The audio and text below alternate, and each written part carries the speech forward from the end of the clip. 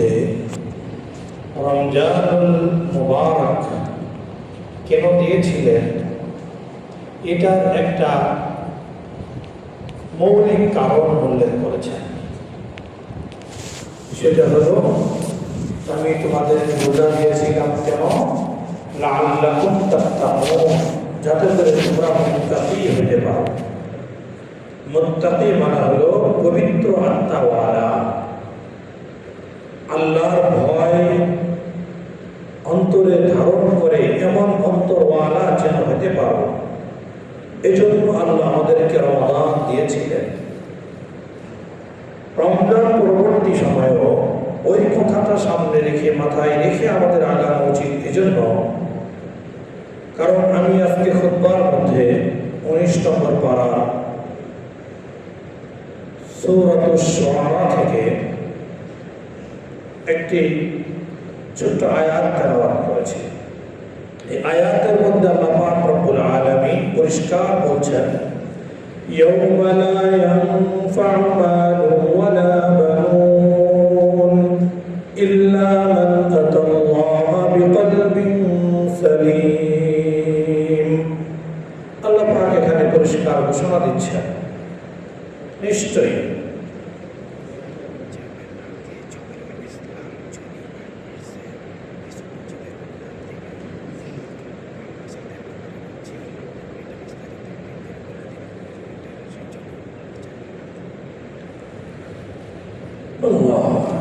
তো আল্লাহ পাক রব্বুল আলামিন এই জায়গায় বলছেন, ইয়াউমা লা ইয়ানফা'ু মালুন ওয়ালা বানুন।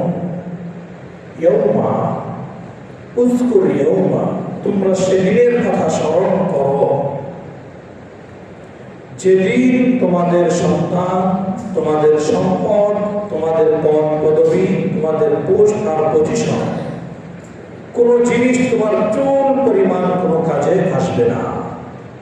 ইয়াউমা লা ইয়ানফা'ু মালুন ওয়ালা বানুন, ওই দিনকে খুব ভালোভাবে অন্তরে গেঁথে নাও, খুব ভালোভাবে স্মরণ করো, যেদিন তোমাদের ক্ষমতা, তোমাদের সম্পদ, তোমাদের সন্তান এগুলো চুল পরিমাণ কোনো কাজে আসবে না।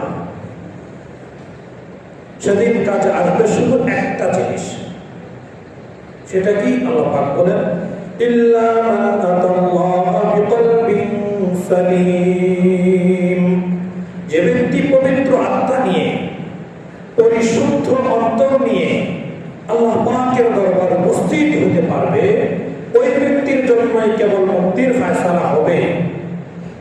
এছাড়া অন্য কোনো কিছু দ্বারা মুক্তির ফয়সালা আল্লাহর কাছ থেকে পাওয়া সেদিন সম্ভব হবে না।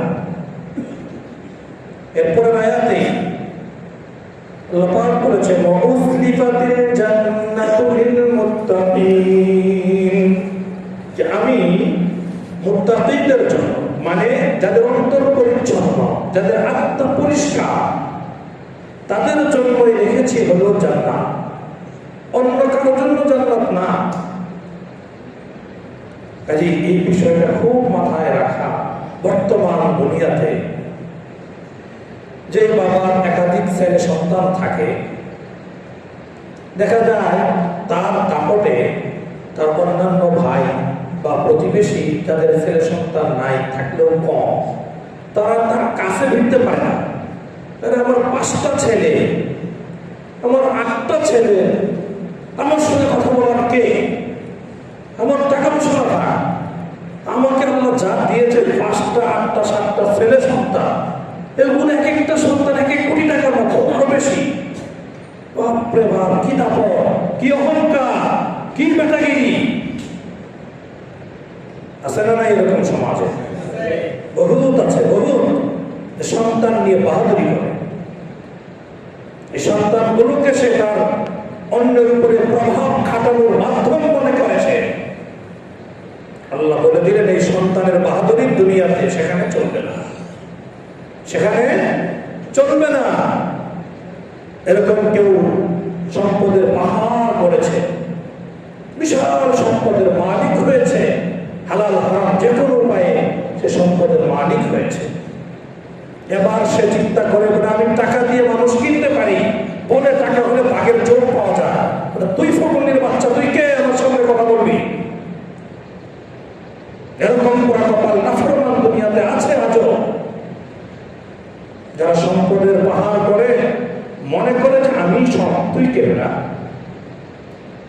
তোর কথা কত মানুষ আসবে, আর আমি ডাক দিব 10,000 মানুষ জমা হয়ে যাবে। এরকম বাহাদুরি আছে না নাই? এটাও আল্লাহ বলে দিলেন, সেই সম্পদের বাহাদুর এই দুনিয়াতে পরকালে চলবে না, বিলকুল চলবে না। এরকম কেউ আছে কোনো না কোনো ভাবে কোনো ক্ষমতার মালিক হয়েছে, কোন পোস্ট পেয়েছে, তার ক্ষমতার দাপটে তার প্রতিবেশী, তার আশেপাশের লোকজন, তার নিকট আত্মীয় স্বজন আর তার কাছে মিষ্টি পেতে পারে না।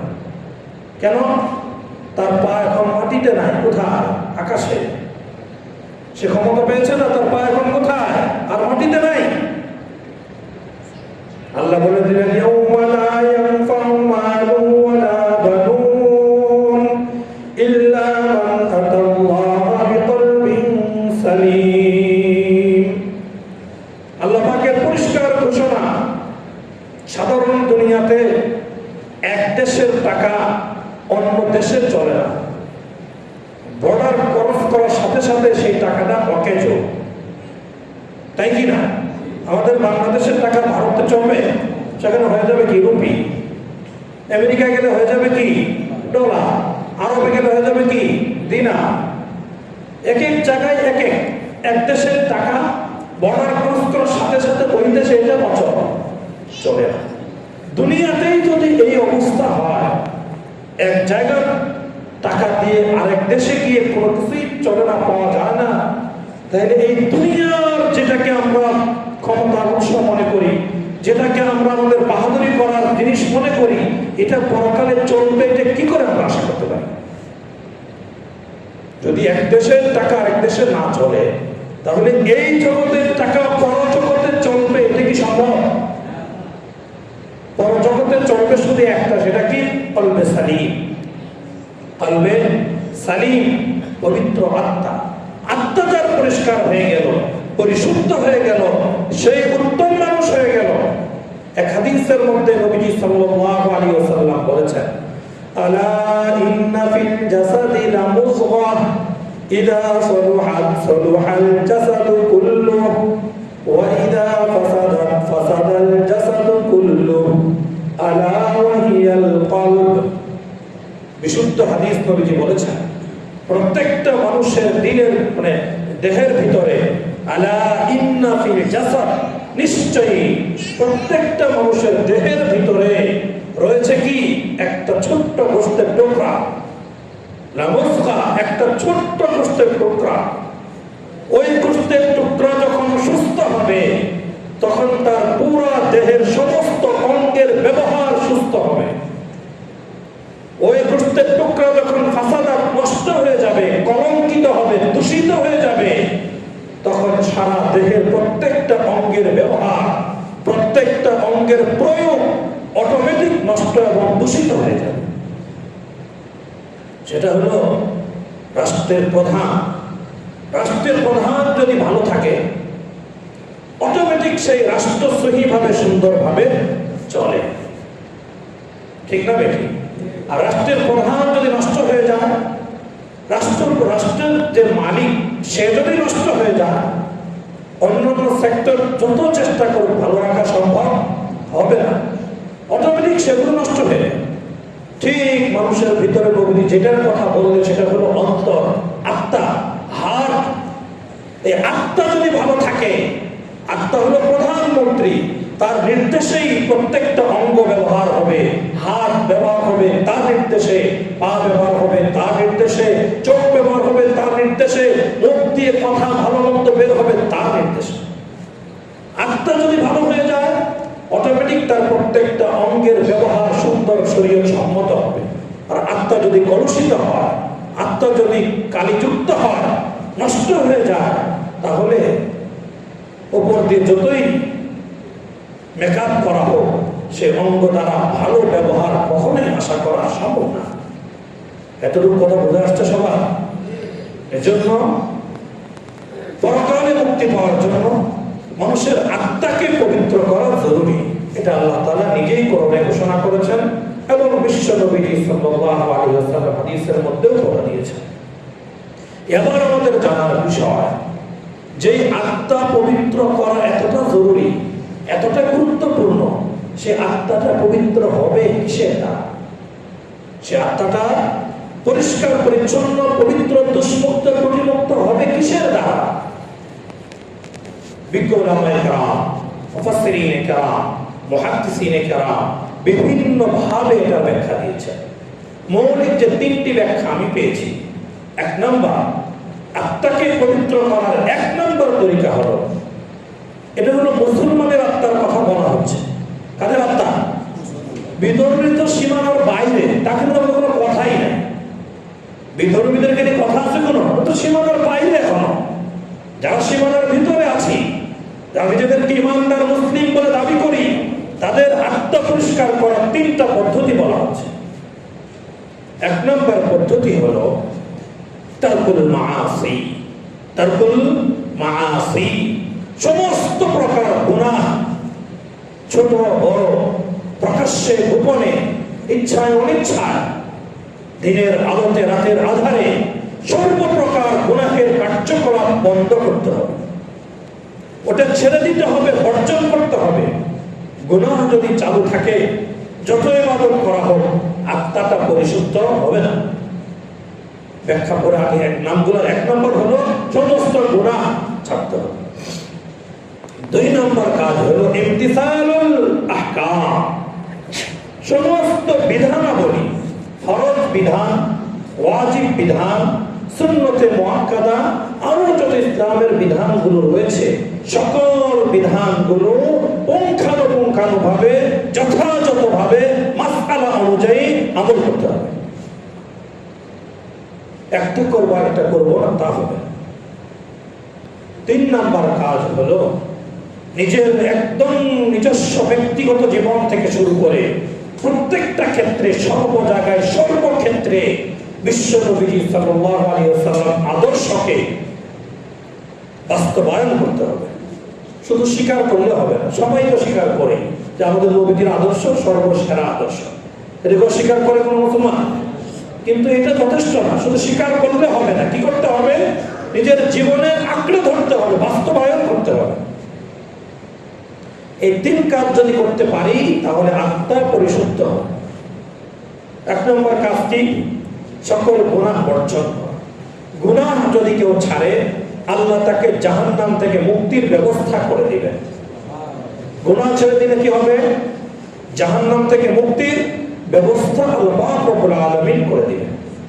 গুনাহ যদি করতে থাকে, তাহলে তার জাহান্নাম থেকে মুক্তির ব্যবস্থা হবে না। এই জন্য সর্বপ্রকার গুনাহের কাজ বর্জন করা জরুরি। যেটা আমি জানি গুনাহ, সেগুলো আগে আপাতত ছাড়ি। অনেকে জেনে শুনেই গুনাহ করে, জানে এটা অন্যায় গুনাহ, তবু আজকেই তো করে ফেলি, কালকে তো আর করবো না। এরকম অনেকেই আছে, জানে এটা অন্যায় কাজ, এটা মারাত্মক আল্লাহর নাফরমানির কাজ, তবুও করেতে কাল দিন পরে তওবা করে নিব, আজকে একটু করে ফেলি। এই জন্য যেগুলো আমরা জানি এটা অন্যায়, এগুলো ছেড়ে দিলে অনেক। এরপর আস্তে আস্তে যেগুলো জানি না, এগুলো গুনাহ, সেগুলো জানবো ছাড়বো, জানবো ছাড়বো। সমস্ত গুনাহ ছাড়া জরুরি। হাদিসের মধ্যে নবী সাল্লাল্লাহু আলাইহি ওয়াসাল্লাম বলেছেন, ইত্তাকিল মাহারিম তাকুন আবাদান নাস। শুধু নামাজ পড়ে লম্বা লম্বা জুব্বা আর পাগড়ি লাগাইলে সে জান্নাতি আর ভালো মানুষ হয় না। ভালো মানুষ হওয়ার জন্য সত্য হলো যে সমস্ত গুনাহের কাজগুলো ছেড়ে দিতে হবে। ইত্তাকিল মাহারিম, সমস্ত অন্যায় কাজ তুমি ছেড়ে দাও, সমস্ত আল্লাহর রাসূলের বিরুদ্ধে চলার কাজগুলো তুমি ছেড়ে দাও। তাকুন আবাদান নাস, নবীজি ঘোষণা দিচ্ছেন, তাহলে তুমি সবচেয়ে বড় আবেদ হয়ে যাবে। সারাদিন মসজিদে পড়ে থাকে, দিনভর রোজা রাখে, রাত্রে দাঁড়িয়ে দাঁড়িয়ে জিকির আজকার তেলাওয়াত নামাজ পড়ে, কিন্তু অন্য মানুষের হক নষ্ট করে, অন্য মানুষকে কষ্ট দেয়, তলে তলে মারাত্মক ধরনের গুনাহের সাথে জড়িত, এই লোক কখনোই আল্লাহর প্রিয় বান্দা হতে পারবে না। তার অন্তর পবিত্র হবে না, কখনোই সম্ভব না। এখন বলবেন যারা নামাজ পড়ে রাখি গুনাহ করে, হ্যাঁ এটা ঠিক। যারা ৫ ওয়াক্ত নামাজ পড়ে, দাড়ি টুপি আছে, তাদের দ্বারা ওরকম গুনাহ করাবে না শয়তান যেই গুনাহ আরেকজনের চুর ডাকাতের দ্বারা যে গুনাহটা হবে, দাড়ি টুপিওয়ালা নামাজি মানুষের দ্বারা কিন্তু শয়তান ওই গুনাহ কখনোই করাবে না।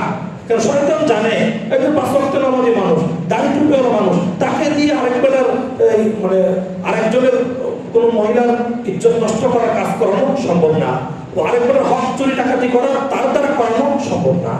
তাহলে সে কি গুনাহ থেকে মুক্ত? হ্যাঁ, তার দ্বারা গোপন গুনাহ করাবে। যে গুনাহ দ্বারা সে মনে করবে যে আমি যে নামাজ পড়তেছি, দাঁড়িয়ে রেখেছি, এতে আমার কোনো সমস্যা হচ্ছে না, কারণ আমি যে গুনাহ করি সেটা কেউ জানে না। এমন গোপন গুনাহ তার মাধ্যমে করাবে। কারণ আপনি যত বড় আবেদ, শয়তান তার থেকে যত বড় শিক্ষিত। বুঝতে পারছেন কথা? সবার দ্বারা সব কাজ শয়তান করাবে না। এই জন্য এটা খুব খেয়াল রাখা। আমি 5 ওয়াক্ত নামাজ পড়লাম বিলে পিশাব হয়ে গেলাম না, এটা ভুল কথা। 5 ওয়াক্ত নামাজের দ্বারা পিশাব হওয়া যায় না। খালি দাঁড়িয়ে টুপি লম্বা করার দ্বারা কখনোই পিশাব হওয়া যায় না। এগুলো এখন একটা ধোঁকার মাধ্যম হয়েছে। এই জন্য হাদিসের মধ্যে আছে লিবাসুত তাকওয়া, যে দাড়ি টুপি পাগড়ি জুব্বা এগুলোকে আমি অপছন্দ করতেছি, নিষেধ করতেছি এগুলোকে। এগুলো হলো মুত্তাকি মানুষের একটা পোশাক, তবে এগুলো হইলেই মানুষটাকে ভালো মানুষ বলা যায় না। নবীজি ইশারা করে বলেছেন আত্তাকওয়া হা হুনা, আত্তাকওয়া হা হুনা, 3 বার আঙ্গুল দ্বারা ইশারা করে বলেছেন তাকওয়া দিলের ভিতরে থাকে। দাড়ি টুপি আর পাগড়ির মধ্যে তাকওয়া থাকে। তাকওয়া থাকে কোথায়? অন্তরের ভিতরে থাকে তাকওয়া। খোদা ভীতি কোথায় থাকে? অন্তরের ভিতরে থাকে। বুঝা আসছে কথা? এজন্য গুনাহ যদি না ছাড়ি, তাহলে আমার এই ইবাদত বন্দেগী দ্বারা, সুন্নাত মোতাবেক চলার দ্বারা পরকালে ফায়দা হবে না। 3 কাজ বলেছি, গুনাহ ছাড়তে হবে, সমস্ত বিধান মানতে হবে, নবীজির আদর্শ জীবনে বাস্তবায়ন করতে হবে। 3 কাজ যদি করে তাহলে তার পরকালে মুক্তি মিলবে। প্রথম কাজ, যদি কেউ গুনাহ ছাড়ে, আল্লাহ তাকে জাহান্নাম থেকে মুক্তির ব্যবস্থা করে দিবেন। জাহান্নাম থেকে মুক্তির ব্যবস্থা করে দিবেন। এই জাহান্নাম কেমন ভয়াবহ আমি অনেকবার শুনিয়েছি। জাহান্নাম কেমন ভয়াবহ, যে জাহান্নামের আগুন কিন্তু বর্তমান কিনা লাল না। সেই জাহান্নামের আগুন প্রথমে ছিল সাদা, এরপর সেটাকে আরো পাওয়ারফুল করতে করতে হয়েছে লাল, এটাকে আরো পাওয়ারফুল করতে করতে হয়েছে কালো। এবার নবীজি বলেন আল-আন সাউদাউ মুসলিমা, আল-আন সাউদাউ মুসলিমা। বর্তমানে জাহান্নামের আগুনের রং হলো ঘুটঘুটে কালো। শুধু কালো না, অনেক মারাত্মক কালো, যে কালোর মধ্যে নিজের শরীরের আঙ্গুল পর্যন্ত দেখা যাবে না, এমন ভয়ঙ্কর কালো রূপ নিয়েছে জাহান্নামের আগুন। সেই জাহান্নাম থেকে মুক্তির ফয়সালা হবে কিসের দ্বারা? গুনাহ ছেড়ে দেওয়ার দ্বারা। গুনাহ কোনটা কোনটা খুলে খুলে বলতে হবে, এটা আমরা জানি না কোনটা গুনাহ, এটা আলাদা বলার প্রয়োজন নাই। নিজের বিবি বাচ্চাকে পর্দার ভিতরে না রাখা, এটা কি গুনাহ না? কথা বলেন। আমি আরেক ভাইয়ের অধিকার পরিপূর্ণ বুঝিয়ে দিলাম না, এটা কি গুনাহ না? আমার বোনদের সম্পদ, আমার ফুফুদের সম্পদ আমি জানা সত্ত্বেও আমি তাদেরকে ক্লিয়ার করে তাদের হাতে পৌঁছে দিলাম না, এটা কি গুনাহ না? এমন বহু নামাজি আছে, এমন বহু রোজাদার আছে, বহু হজ করনেওয়ালা আছে, আজও পর্যন্ত তার বোনেরা ভাগিনারা তাদের বাড়ির দ্বারে এসে কান্নাকাটি করে যায়, তাদের প্রাপ্য অধিকার আজও বুঝে দেয়নি তারা। তাহলে শুধু নামাজ আর হজের দ্বারা কি হবে? কিচ্ছু হবে। হাদিসের মধ্যে আসছে নবীজি সাল্লাল্লাহু আলাইহি ওয়াসাল্লাম পরিষ্কার বলেছেন, যখন মানুষদেরকে জাহান্নামে দেওয়া হবে, গুনাহগারদেরকে পাপিষ্ঠদেরকে জাহান্নামে ফেলা হবে, জাহান্নামে ফেলার পরে এবার যখন ভালো মানুষরা সুপারিশ করার জন্য তাদেরকে জাহান্নাম থেকে বের করতে যাবে, যাওয়ার পরে দেখবে জাহান্নামে তাদের পরিচিত কিছু মানুষ তাদেরকে দেখে চিৎকার করে বলবে, কি রে ভাই, আল্লাহ এরা তো আমি এদেরকে চিনি, এরা তো আমার সাথে মসজিদের প্রথম কাতারে নামাজ পড়েছে, হুম ইউসাল্লুনা মা'ানা হুম ইয়াসুমুনা মা'ানা হুম ইয়াহুজ্জুনা মা'ানা, এরা আমাদের সঙ্গে প্রথম সারিতে নামাজ আদায় করেছে, আমাদের সাথে রমজান মাসে রোজা পালন করেছে এবং আমাদের সাথে আল্লাহর ঘরের হজ আদায় করেছে। তাহলে এরা জাহান্নামে কেন যাচ্ছে? বানিয়ে বলছি আমি, পরিষ্কার বিশুদ্ধ হাদিস শোনাচ্ছে, এই সত্য বলবে তারা। তখন ওই জাহান্নামীরা বলবে, হ্যাঁ আমরা নামাজও পড়তাম, রোজাও রাখতাম, হজও করতাম, দান সদকাও করতাম, কিন্তু আমাদের একটা লিঙ্ক ছিল কিসের সাথে? কোনো গুনাহের সাথে। হয়তো নিজে করতাম অথবা গুনার কাজকে আমি সমর্থন দিতাম, শেল্টার দিতাম। আমার সমর্থনে, আমার পাওয়ারে, আমার শেল্টারে অমুক অমুক এই মহা অন্যায় কাজগুলো করেছে। এই হলো বিষয়। শুধু নিজে গুনাহ থেকে বাঁচলাম অথচ আরেক বেটাকে গুনাহ করার জন্য সুযোগ করে দিলাম, তারও কিন্তু উপায় নাই, উপায় নাই। জাহান্নামের মধ্যে পড়ে যেতে হবে। বুঝা যাচ্ছে কথা? এই জন্য 1 নম্বর আত্মাকে পবিত্র করার মাধ্যম হলো সমস্ত গুনাহগুলো ছেড়ে দেওয়া। আর গুনাহ ছেড়ে দিলে আল্লাহ তাকে জাহান্নাম থেকে কি করে দিবেন? মুক্ত করে দিবেন। 2 নম্বর কাজ, সমস্ত বিধানগুলো পালন করা।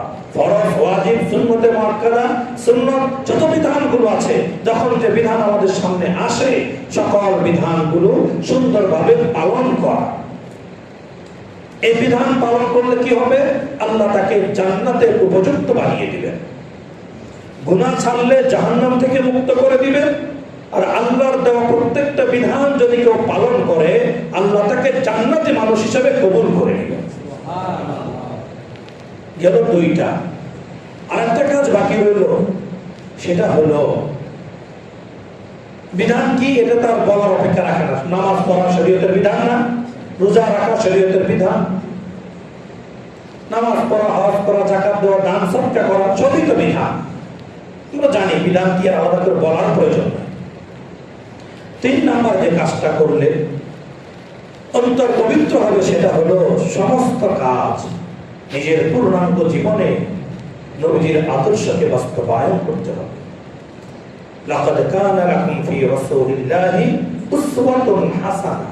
নবীজি বলেছেন প্রত্যেকটা কাজে আল্লাহ পাক বলেন এটা নবীজিকে সম্বোধন করে যে হে আমার বান্দারা, আমি তোমাদের জন্য যে বিশ্ব সেরা রাসূল প্রেরণ করেছি, ওই রাসূলের মধ্যে প্রত্যেকটা সেক্টরের জন্য স্পেশাল আদর্শ রেখে দিয়েছি।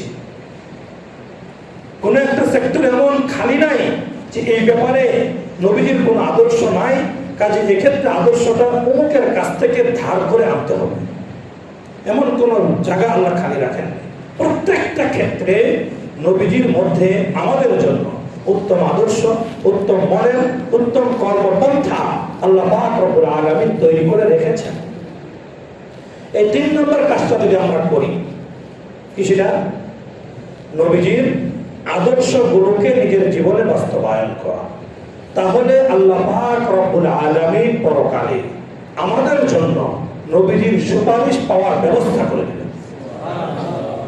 নবীজির সুপারিশ ছাড়া পরকালে মুক্তির কোনো ব্যবস্থা হবে? কি মনে হয়? তিরমিজি শরীফের হাদিস আমি নিজে ক্লাসে পড়িয়েছি। নবীজি সাল্লাল্লাহু আলাইহি ওয়াসাল্লাম দীর্ঘ হাদিস বর্ণনা করেছেন। বলেছেন কিয়ামতের ময়দানে যখন কঠিন ভয়াবহ পরিস্থিতি হবে, যে সময় কেউ কাউকে চিনবে না, প্রত্যেকেই শুধু নাফসি নাফসি করবে। ইয়াউমা ইয়াফিরুল মারউ মিন আখি ওয়া উম্মিহি ওয়া আবি ওয়া সাহিবাতিহি ওয়া বানি লিকুল্লি ইমরিইন মিনহুম ইয়াউমা ইদিন শাআনুন ইউগনি। যেদিন প্রত্যেকটা মানুষের কথা বলবে যে আমি আমাকে নিয়ে ব্যস্ত, আমি আমার সন্তানের চিন্তা করার টাইম নাই, আমার বাবা মার চিন্তা করার টাইম নাই, আমার ভাই বোনের চিন্তা করার টাইম নাই, আমার নেতা নেত্রীর চিন্তা করার টাইম নাই, আমার কর্মীর চিন্তা করার টাইম নাই, আজকে আমি আমাকে নিয়ে ব্যস্ত।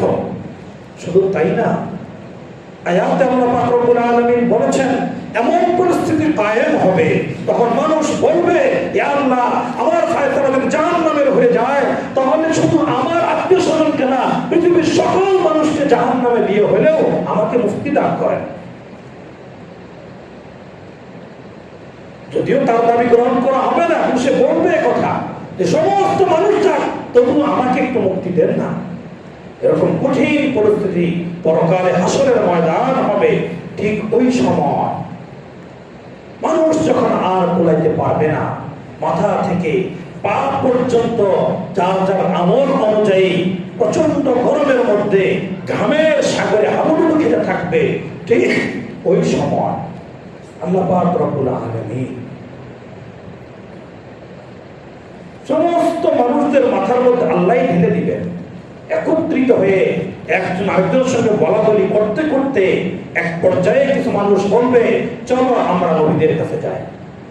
এবার সবাই ছুটবে, বিশেষ পৃথিবীর প্রথম নবী হযরত আদম আলাইহিস সালামের কাছে, তাকে গিয়ে বলবে যে আপনি তো পৃথিবীর প্রথম মানুষ, আল্লাহ আপনাকে মহব্বত করে নিজ হাতে বানিয়েছেন, কাজে আপনার কাছে আমাদের ফরিয়াদ, আপনি একটু আল্লাহর কাছে সুপারিশ করে বলেন আল্লাহ যেন আমাদেরকে এই কঠিন মুসিবত থেকে একটা ফয়সালা করে দেন, হয়তো জান্নাত হয়তো জাহান্নাম, যে কোনো একটা ফয়সালা তো হবে, এই অপেক্ষায় তো আমরা থাকতে পারছি। তখন আদম আলাইহিস সালাম বলবেন আজকে আল্লাহ পাক রব্বুল আলামিন যে পরিমাণ রাগান্বিত হয়েছেন, অতীতে কখনোই আমরা আল্লাহকে এর থেকে বেশি রাগ হতে দেখি নাই, কাজে আজকে এই পরিস্থিতিতে আল্লাহর সামনে গিয়ে সুপারিশ করার মতো শক্তি আর হিম্মত আমাদের কারো কাছে নাই, কাজে আমারও একটা ভুল হয়েছিল, নাফসি নাফসি, আমি আমার চিন্তা করছি, তোমরা পরবর্তী নবী অন্য কোনো নবীর দিকে ইশারা করো, নবী এরকম নবীর দিকে পাঠিয়ে দিবেন। এরপর সকল মানুষরা আবার ওই নবীর কাছে আসবে, এভাবে মূসা নবীর কাছে আসবে, ঈসা আলাইহিস সালামের কাছে আসবে, সকল নবীর কাছে এক এক আসতে থাকবে, সকলেই শুধু বলবে আমার তো একটা ঝামেলা ছিল, কাজে আমিও তোমার পক্ষে আজকে সুপারিশ করার মতো পাওয়ার আর শক্তি রাখি না, আল্লাহ পাকের সামনে দাঁড়িয়ে কথা বলার শক্তি আমার নাই। এবার তিনি সর্বশেষ ঈসা আলাইহিস সালাম বলবেন তোমরা সর্বশেষ নবী মুহাম্মদুর রাসূলুল্লাহ সাল্লাল্লাহু আলাইহি ওয়াসাল্লামের কাছে গিয়ে বলো। ময়দানটা পরিস্থিতি কেমন হবে? আমরা কোনো একটা মানুষ যখন কোনো মাঠে একত্রিত হই, যে কোনো একটা দাবি আদায়ের জন্য বা যে কোনো বিষয়ে অনেক সময় পিপাসা লেগে যায়, অনেক সময় অস্থিরতা লাগে, তখন একটু দূরে সরে আসি, একটু ছায়া গ্রহণ করি, বা দরকার না থাকলে প্রয়োজনে চলে যাই, ঠিক না বেঠিক? কিন্তু হাসরের ময়দান থেকে কোথাও সাইড সুইডে যাওয়ার সুযোগ আছে? নাই। সূরা নাবা 2 পৃষ্ঠা 30 নম্বর পারা আল্লাহ পাক রব্বুল আলামিন বলছেন ইয়াউমা ইয়াকুমুর রূহু ওয়াল মালাইকাতু সাফফা লা ইয়াতাকাল্লামুনা ইল্লা মান আযিনা লাহু রাহমানু ওয়া ক্বালা সাওয়াবা। আল্লাহ পাক পরিষ্কার বলছেন হাসরের ময়দান এতটাই কঠিন পরিস্থিতি হবে, এতটাই মারাত্মক জায়গা হবে যে সেখান থেকে যদি একটা মানুষ চুল পরিমাণ নড়তে না পারে, এজন্য পুরো হাসরের ময়দানকে কোনো মানুষের মাধ্যমে না, কোনো র্যাব পুলিশের আর্মির মাধ্যমে না, সরাসরি জিবরিল আমিনের নেতৃত্বে অসংখ্য অগণিত ফেরেশতার মাধ্যমে পুরো ময়দানকে আল্লাহ পাক বাউন্ডারি বেষ্টন করে দিবেন। এখানে একটা কোনাও সেখান থেকে নড়ার মতো কোনো শক্তি থাকবে না, পুরো ময়দানকে আল্লাহ পাক ফেরেশতাদের মাধ্যমে বেষ্টন ঘিরে ফেলবেন। লা ইয়াতাকাল্লামুনা ইল্লা মান আযিনা লাহুর রাহমান। সেই কঠিন পরিস্থিতিতে আল্লাহ পাক এমন একটা প্রভাব নিয়ে, এমন একটা মোড নিয়ে, এমন একটা রাগের অবস্থায় থাকবেন, নবীরা পর্যন্ত আল্লাহর সামনে কথা বলার হিম্মত পাবে না। ঠিক ওই সময় আল্লাহ পাক এই আয়াতে বলছেন আল্লাহ পাক যাকে অনুমতি দিবেন সেই শুধু আল্লাহ পাকের দরবারে সুপারিশ করতে পারবে, আল্লাহ পাকের দরবারে বিচার শুরু হওয়ার জন্য ফরিয়াদ করতে পারবে, তার কেউ পারবে না। এরকম কঠিন পরিস্থিতি। এবার উম্মত, জনগণ, মানুষ সবাই নবীজির কাছে যাবে, খুঁজে নবীজিকে খুঁজে বের করবে। সবাই তো সকল নবীরা পর্যন্ত নিজের চিন্তা করছে নাফসি নাফসি, কিন্তু নবীজিকে দেখবেন যে নবীজি আরশে আজিমের নিচে, আল্লাহ পাকের সিংহাসনের নিচে একটা মুসল্লায় সিজদায় লুটিয়ে এমন কিছু শব্দমালা দ্বারা আল্লাহ পাকের প্রশংসা করছেন। তখন মানুষ গিয়ে বলবে ইয়া রাসূলুল্লাহ, আমাদের মুক্তির আর বিকল্প কোনো ব্যবস্থা নাই, আপনি যদি আমাদের পক্ষে সুপারিশ না করেন, আপনি যদি আমাদের দিকে দয়াদ্র না হন, আমাদের মুক্তির বিকল্প আর কোনো রাস্তা নাই। কাজে আজকে সমস্ত উপায় আমরা ফেল হয়ে সর্বশেষ আপনার দরবারে এসেছি, কাজে আপনি আমাদের জন্য আল্লাহ পাকের শানে কিছু আবেদন করেন। নবীজি হাদিসের মধ্যে বলেছেন ওই সময় আল্লাহ আমাকে এমন কিছু শব্দমালা, এমন কিছু বাক্য শিখিয়ে দিবেন যেই শব্দগুলো দ্বারা পৃথিবীর শুরু থেকে নিয়ে ওই দিন পর্যন্ত কখনো কেউ আল্লাহর প্রশংসা করে নাই। আল্লাহর প্রশংসা করার জন্য আল্লাহ স্পেশাল ভাবে আমাদের নবীজিকে বিশেষ কিছু শব্দ ওই সময় শিখিয়ে দিবেন। তখন ওই শব্দগুলো বলে বলে সিজদার মধ্যে মাথা লুটিয়ে নবীজি আল্লাহ পাকের কাছে বলতে থাকবে এমন ভাবে প্রশংসা করবে আর উম্মতি উম্মতি বলতে থাকবে, বলবে না নাস্তি নাস্তি। আমাদের কমিটি জীবনে কোনোদিন নিজের চিন্তা করেন নাই, নিজেদের কোনোদিন নিজের পরিবারের চিন্তা করেন নাই। মৃত্যু পর্যন্ত, দুনিয়া থেকে ইন্তেকাল পর্যন্ত আমাদের নবীজি উম্মতের চিন্তা করে করেই বিদায় হয়েছেন। উম্মতের চিন্তা করে করে তায়েফের ময়দানে পবিত্র আত্মা থেকে রক্ত ঝরিয়েছেন। উম্মতের চিন্তা করতে করতে উহুদের ময়দানে পবিত্র দন্তান মুবারককে শহীদ করে দিয়েছেন। সারা জীবন খোদার কষ্টে পেটের মধ্যে পাথর বেঁধেছেন শুধু উম্মতের চিন্তা করতে করতে, নিজের আর ফ্যামিলির চিন্তা করেন না। ঠিক ওই কঠিন পরিস্থিতিতে সবাই যখন নিজেকে নিয়ে ব্যস্ত, ঠিক ওই সময় নবীজি বলবেন উম্মতি উম্মতি উম্মতি, উম্মতের চিন্তা করবেন। এবার আল্লাহ পাকের নবীজির প্রশংসা শুনে আরশ আজিমের মধ্যে নড়াচড়া শুরু হবে। এবার আল্লাহ পাক আরশ আজিম থেকে নবীজিকে সম্বোধন করে বলবে, নবীজিকে ডাক দিয়ে বলবে ইরফা রাসাক সাল তুফা ইসফা তুশাফা, হে নবী এবার আপনি মাথা উঠান, মাথা উঠান। তখন নবীজি মাথা উঠাতে রাজি হবেন না, বলবেন আমার উম্মত জাহান্নামের দ্বার প্রান্তে দাঁড়ানো, আর এখন আমাকে মাথা উঠাতে বলা হচ্ছে, আমি যদি মাথা উঠাই আমার উম্মতের কি ফয়সালা হবে? এবার আল্লাহ পাক রব্বুল আলামিন নবীজিকে বলবেন, হ্যাঁ আপনাকে দুনিয়াতে বলেছিলাম ওয়ালা সাউফা ইউতিকা রাব্বুকা ফাতারদা, সূরা দুহা, যে আমি আপনাকে দুনিয়া থাকতেই ওয়াদা দিয়েছিলাম আপনার উম্মতের ব্যাপারে আমি আপনাকে পরকালে অবশ্যই অবশ্যই খুশি করেই ছাড়ব। এবার বলেন আপনি কি চান? চান আপনি যেটা চাবেন সাল তুতা, আমার কাছে আজকের এই মুহূর্তে যা চাইবেন আমি আপনাকে তাই না করব। এবার আল্লাহ পাক নিজেই প্রস্তাব করবেন যে ঠিক আছে, আপনার সমস্ত উম্মতকে আপনার শুরু থেকে নিয়ে কিয়ামত পর্যন্ত যত উম্মত এসেছে সমস্ত উম্মতকে দুই ভাগ করে দেই, এক ভাগ জাহান্নামে দিয়ে দেই আর এক ভাগ জান্নাতে দিয়ে দেই। এবার নবীজি চিন্তা করবেন, না এটা তো কম হয়ে যাবে, কারণ পুরো একটা বিশাল অংশ জাহান্নামে যাবে আর এক ভাগ জান্নাতে যাবে, এটা তো কম হয়ে যাবে, এতে রাজি না।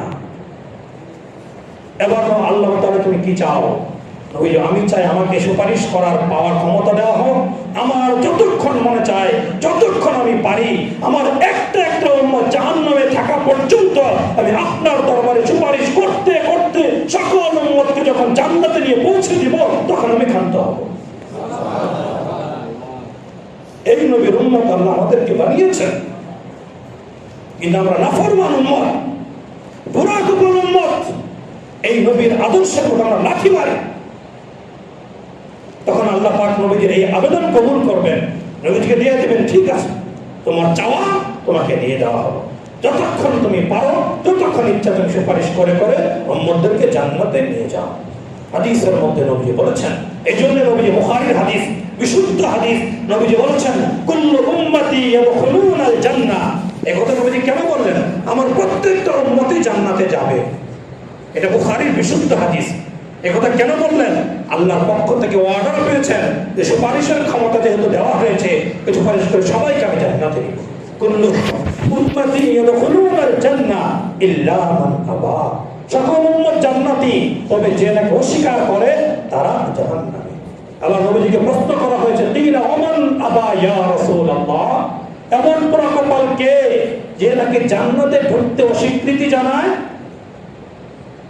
এবার নবীজি বলে দিলেন, মুখে সে কখনোই বলে না যে আমি জান্নাতে যেতে চাই না, তবে সে কর্মে প্রকাশ করে।